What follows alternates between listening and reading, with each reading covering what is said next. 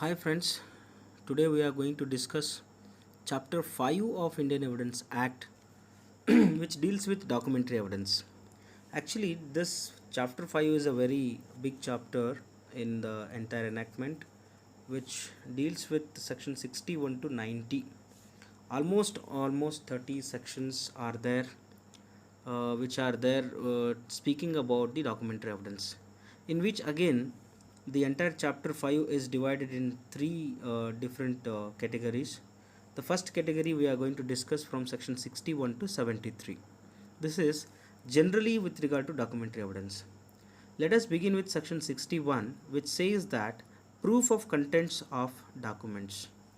If there is a question before the court of law, either party are required to prove any of the contents of a particular documentary evidence. Then how it has to be proved? If that question is there, then section 61 answers that the contents of documents may be proved either by primary or by secondary evidence. What is primary evidence and what is secondary evidence is the main question we have to decide here. Basically, primary evidence is that originally the document itself which was prepared. Then secondary evidence may be any copy of such original document which is generated as per the subsequent sections we are going to discuss hereinafter. We will understand what is primary document and what is secondary document. So mainly we have to understand one thing, that if you want to prove the contents of any documents, then you must have to bring either primary or secondary evidence of that particular document itself.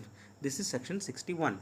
Now if we start with section 62, we have to analyze keenly with regard to what is the exact meaning of primary evidence.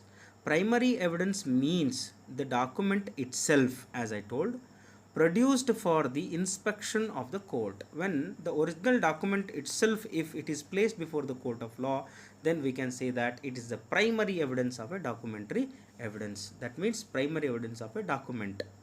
There are again explanations have been given under section 62, which says that where a document is executed in several parts, each part is a primary document. That means if we take an example of a bilateral agreement, in bilateral agreement, if there are two parties to the agreement, that agreement is reduced in writing in two different copies, where one part is with the one person, another part is with another person. So these two documents which have been prepared as counter to each other means one portion is incomplete without the another portion. That both portions together, if we combine, then it will form a complete document. In that case, each of such counterpart will be considered as a primary document. Where the document is executed in counterpart, each counterpart being executed by one or some of the parties only, each counterpart is the primary evidence as against the parties executing it. Second explanation says that where a number of documents are all made by one uniform process, as in the case of printing, lithography, photography, each copy is primary evidence of the contents of the rest of other documents. That means if we take an example of a pamphlet is what actually one particular hard copy of a pamphlet if we found, and if it is known that 1000 copies of same pamphlet are available, then each and every such single pamphlet will be documentary primary evidence of each other. But where they all copies of a common original, they are not primary evidence of the contents of the original.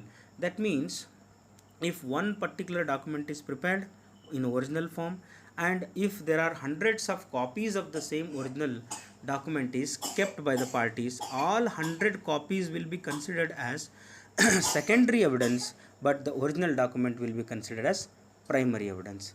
This is how we can understand section 61 and 62. Thank you so much.